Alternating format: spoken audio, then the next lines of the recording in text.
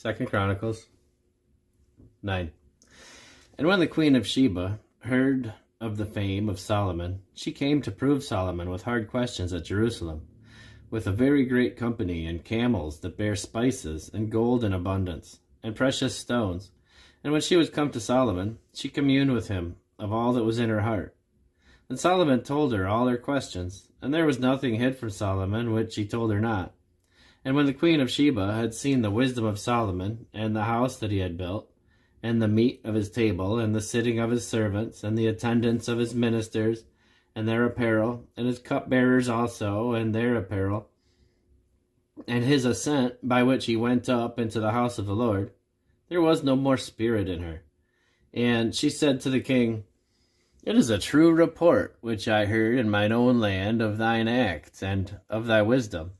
Howbeit, I believed not their words until I came, and mine eyes had seen it. And behold, the one half of the greatness of thy wisdom was not told me, for thou exceedest the fame that I heard. Happy are thy men, and happy are these thy servants, which stand continually before thee, and hear thy wisdom.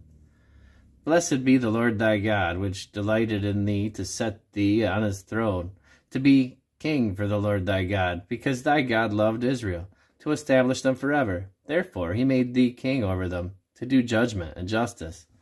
And she gave the king 120 talents of gold, and of spices great abundance, and precious stones. Neither was there any such spice as the queen of Sheba gave to King Solomon.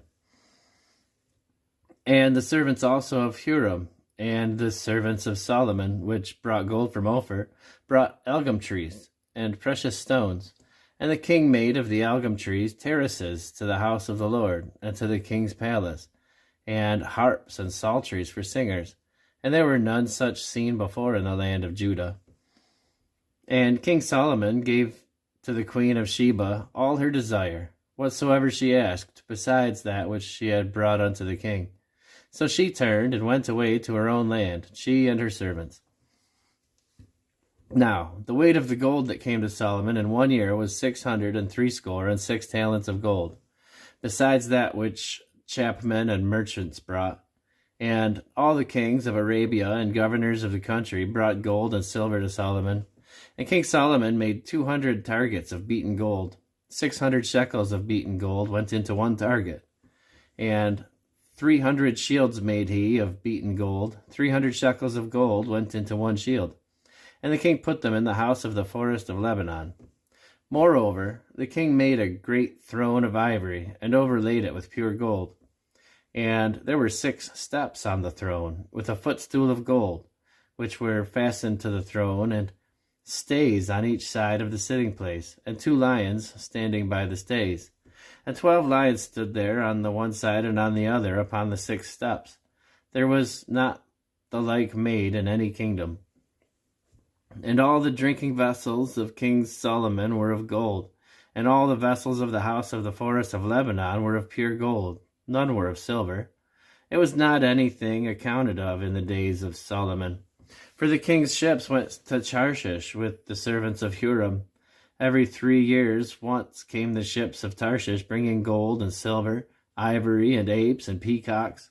And King Solomon passed all the kings of the earth in riches and wisdom.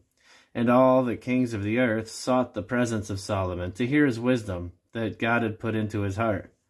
And they brought every man his present, vessels of silver and vessels of gold, and raiment, harness, and spices, horses and mules, a rate year by year.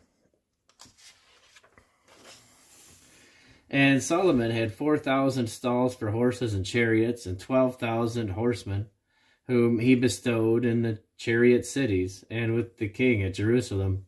And he reigned over all the kings from the river even unto the land of the Philistines, and to the border of Egypt. And the king made silver in Jerusalem as stones, and cedar trees made he as the sycamore trees that are in the low plains in abundance. And they brought unto Solomon horses out of Egypt, and out of all lands. Now the rest of the acts of Solomon, first and last, are they not written in the book of Nathan the prophet, and in the prophecy of Ahijah the Shilonite, and in the visions of Iddo the seer against Jeroboam the son of Nebat. And Solomon reigned in Jerusalem over all Israel 40 years. And Solomon slept with his fathers, and he was buried in the city of David his father, and Rehoboam his son reigned in his stead.